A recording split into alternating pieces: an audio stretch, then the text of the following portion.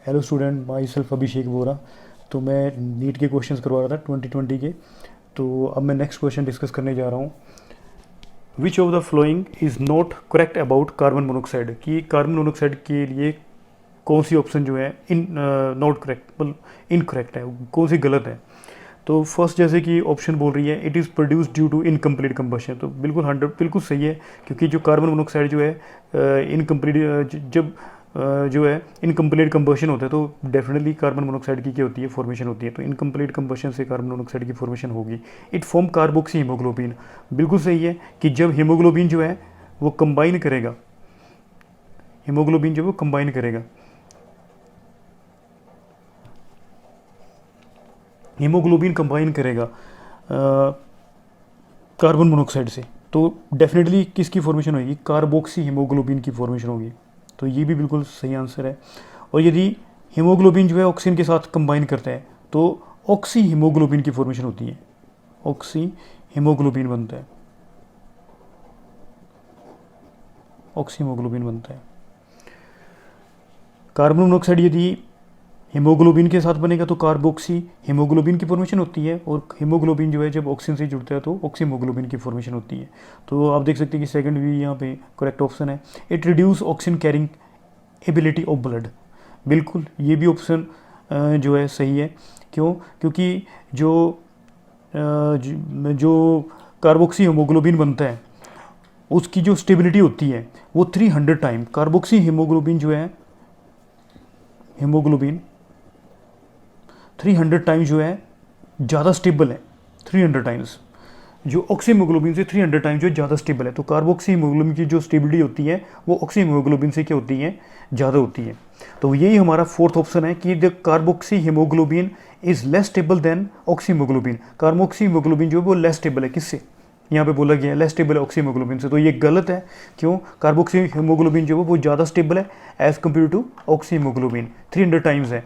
तो जिसकी वजह से ये जो है ऑक्सीजन की जो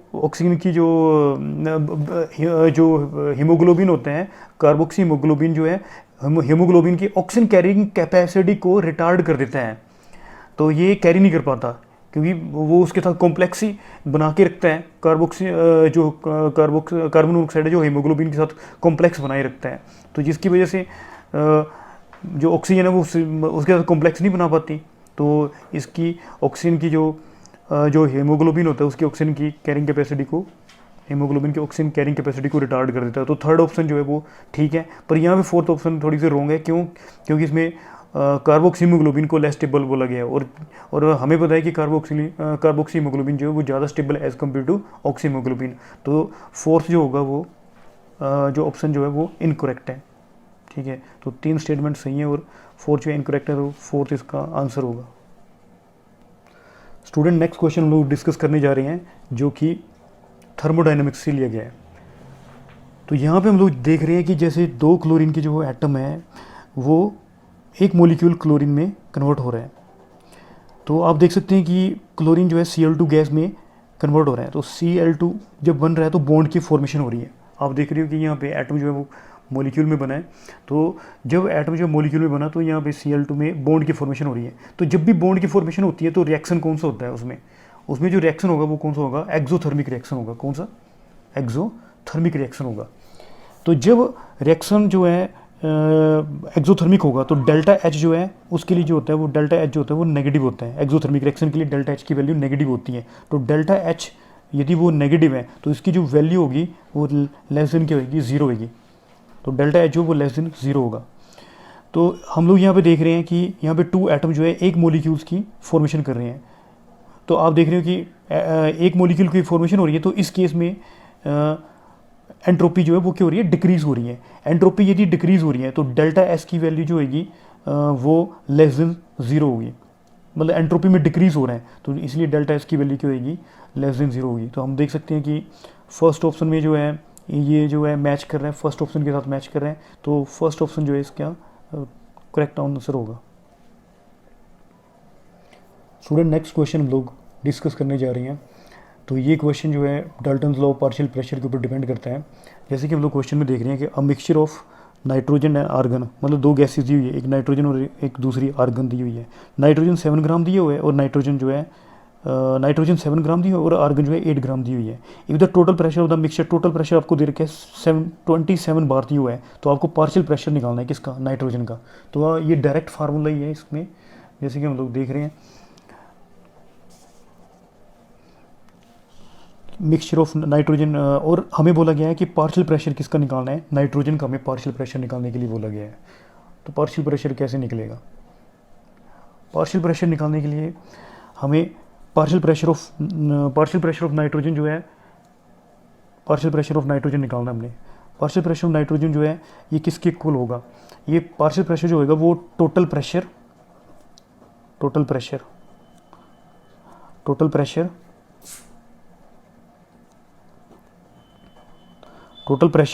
इनटू इट्स मोल फ्रैक्शन की इक्वल होता है। डल्टन लॉ पार्शियल प्रेशर के हिसाब से पार्शियल प्रेशर जो है this will be equal to, ये आ गया partial pressure is equal to total pressure into its mole fraction. तो हमें इसका मोल फ्रैक्शन निकालना पड़ेगा। मोल फ्रैक्शन कैसे निकलेगा, मोल फ्रैक्शन निकालने के लिए हमें पहले नंबर ऑफ मोल्स निकालने पड़ेंगे।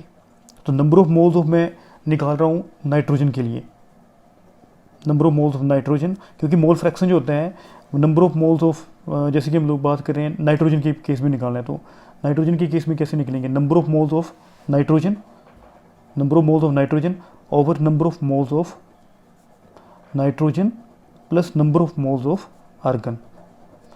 तो number of moles of nitrogen जो है वो कैसे निकलेंगे, इसमें होता है mass in gram over, number of moles होते हैं मास in gram over molecular mass. तो मास इन ग्राम इसका दिया हुआ है 7 और मोलिकुलर मास जो है इसका नाइट्रोजन गैस का, एक नाइट्रोजन का 28 हो जाएगा। तो ये इसके नंबर ऑफ मोल्स निकलते हैं 1/4। और मैं निकालूँ number of moles of argon, कैसे निकलेंगे, आर्गन नंबर ऑफ मोल्स जो है मास का जो आएगा 1/5। तो आप देख सकते हैं कि number of moles of nitrogen आ गए 1/4 और आर्गन के नंबर ऑफ मोल्स 1/5। अब हम लोग निकाल रहे हैं mole fraction of nitrogen. Mole fraction of nitrogen किसके इक्वल आएगा, मोल फ्रैक्शन आएगा number of moles of nitrogen 1/4 over number of moles of nitrogen plus number of moles of argon.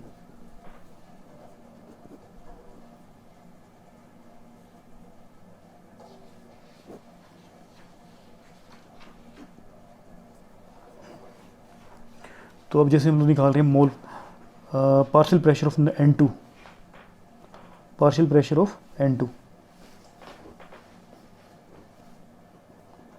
Total pressure, जैसे कि क्वेश्चन में बोला बताया गया, already हमें बताया हुआ है क्वेश्चन में कि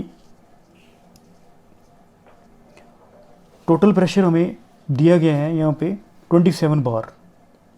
if the total pressure of the mixture of the gases in the cylinder is, total pressure हमें दे रखा है 27 बार।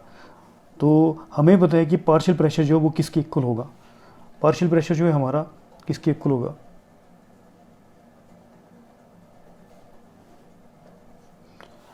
टोटल प्रेशर कितना आ गया 27 इंटू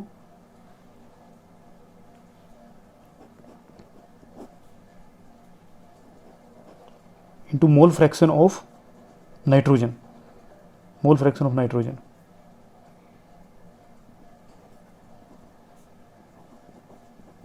और ये सोल्व करके आ गया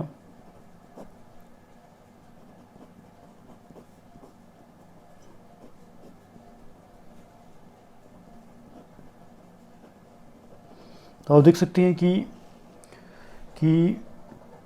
पार्शियल प्रेशर ऑफ जो नाइट्रोजन है वो 15 बार के करीब आ रहा है, 15 बार आ रहा है। तो ये 15 बार जो है फोर्थ ऑप्शन है क्वेश्चन में, तो फोर्थ जो है इसका राइट आंसर होगा। स्टूडेंट नेक्स्ट क्वेश्चन हम लोग डिस्कस करने जा रहे हैं जो कि कोऑर्डिनेशन केमिस्ट्री से लिया गया है।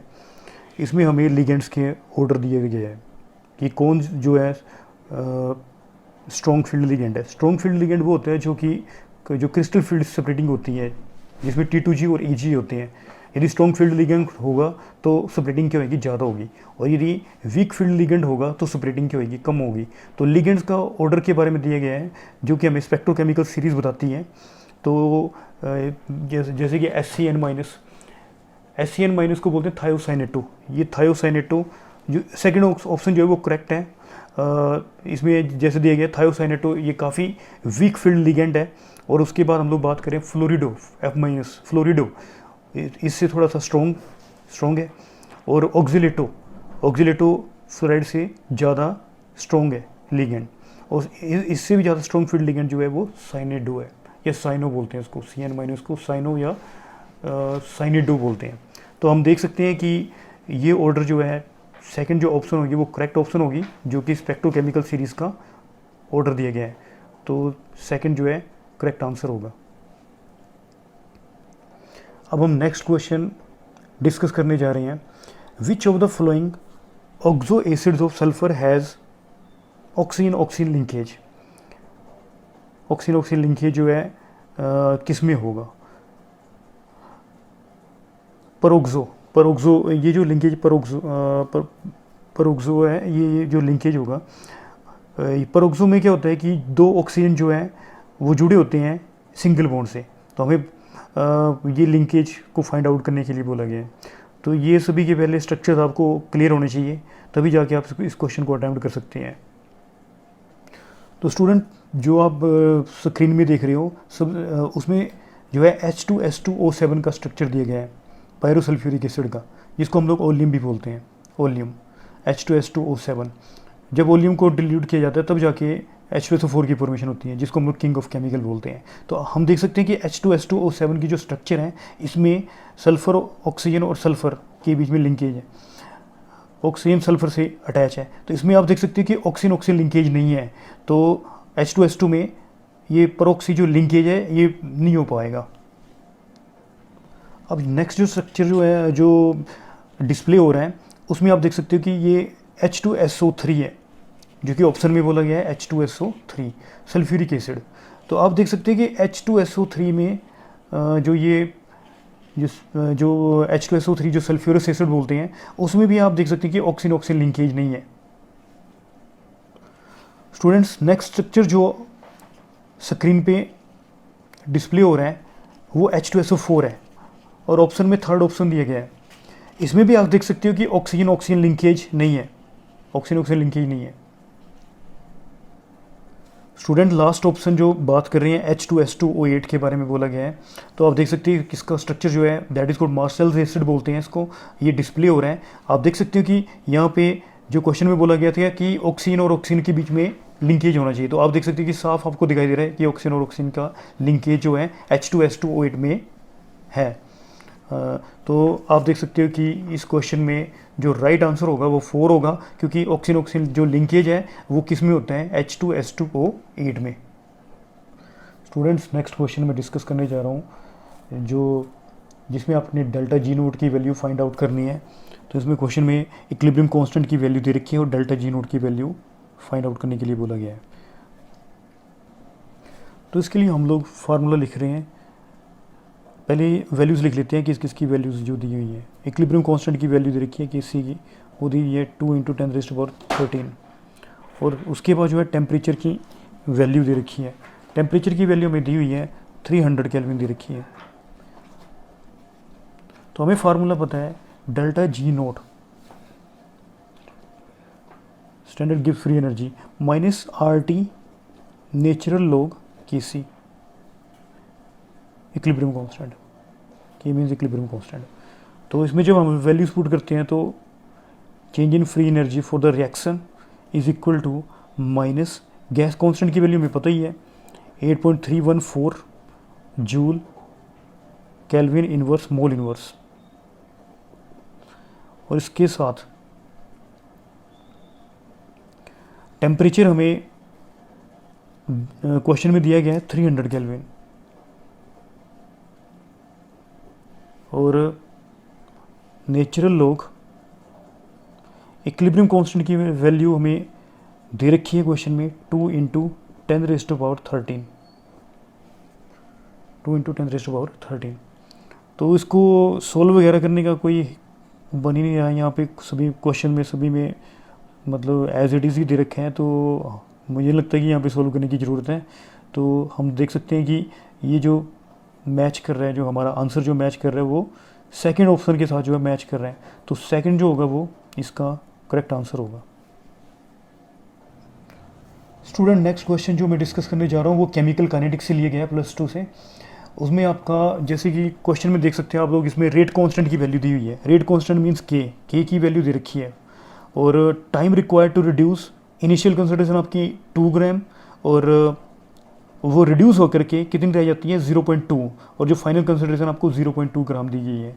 तो आपको इस क्वेश्चन में निकालना है, टाइम निकालना है। तो हमें पता है कि जो रेट कांस्टेंट जो होता है फर्स्ट ऑर्डर रिएक्शन के लिए, उसका rate constant for first order reaction के लिए होता है 2.303 ओवर टाइम। टाइम हमें दिया हुआ है 4.606 इंटू 10⁻³ तो k is equal to rate constant. Rate constant is equal to 2.303 over T log initial concentration over final concentration. Initial concentration हमें दी गई है 2, और फाइनल कंसंट्रेशन कितनी रह जाती है, रिड्यूस होके 2 से कितना रह जाते हैं 0.2 रह जाती है। तो हमें फाइंड आउट करने के लिए बोला गया है, टाइम फाइंड आउट करने के लिए बोला गया है, टाइम हमें फाइंड आउट करने के लिए बोला गया है। सॉरी, हमें यहाँ पे इस क्वेश्चन में हमें यहाँ पे जो है रेट कांस्टेंट की वैल्यू दी हुई है, ना कि टाइम की दी है। तो यहाँ पे जो है जैसे कि हम लोग देख रहे हैं कि यहाँ पे टाइम यहाँ पे आ जाएगा और रेट कांस्टेंट की वैल्यू दी हुई है। एक्चुअली ये था ना कि जो रेट कांस्टेंट होता है फर्स्ट ऑर्डर के लिए वो होता है 2.303 ओवर के log इनिशियल कंसंट्रेशन, और यहाँ पे कंसंट्रेशन एट पर्टिकुलर टाइम। यहाँ पे आ गया rate constant for first order के लिए क्या होता है 2.303 over T log initial concentration, और ये जो पर्टिकुलर कंसंट्रेशन है एट पर्टिकुलर टाइम, तो ये होता है। या फिर इसको हम लोग लिख सकते हैं कि k is equal to 2.303 over T log a over क्या होगा a-x, तो ये होती है। तो एक्चुअली हमें क्वेश्चन में क्या दिया हुआ है, रेट कांस्टेंट की वैल्यू दे रखी है। तो हमने क्या किया, यहाँ पे रेट कांस्टेंट की जो वैल्यू यहाँ पे भर दी, और टी को यहाँ पे भेज दिया, टाइम को यहाँ पे भेज दिया, और रेट कांस्टेंट को यहाँ पे भेज दिया। जैसे कि यहाँ पे 2.303 ओवर के log a ओवर क्या होगा a-x। तो मैं रेट कांस्टेंट को यहाँ पे भेज दिया, तो मैं टाइम को फाइंड आउट कर सकता हूँ। तो जब ये मैंने इन वैल्यूज़ को सॉल्व किया, तो आप देख सकते हैं कि t is equal two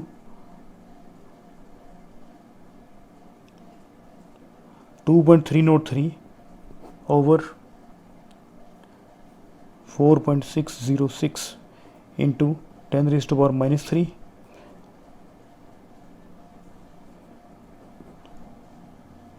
into उसको सोल्व करके log 10 आ जाएगा ना, log 2 ओवर 2, log 10 जो है 1 के इक्वल होता है।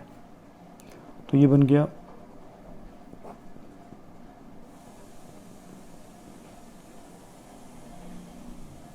तो आप देख सकते हैं कि ये 2 यहाँ पे 2 आ गया, और t is equal to 1000 over 2, and this will be equal to 500 seconds के इक्वल होगा। तो हम देख सकते हैं कि यहाँ पे टाइम जो है उसका जो रिजल्ट आ रहा है वो 500 सेकेंड आ रहा है, और ये 500 सेकेंड जो है फोर्थ ऑप्शन में है, तो 4 जो है करेक्ट आंसर होगा। तो स्टूडेंट्स, आज इतना ही। और इससे जो बचे हुए क्वेश्चन है वो नेक्स्ट वीडियो में डिस्कस करूँगा। Thank you for watching. Gram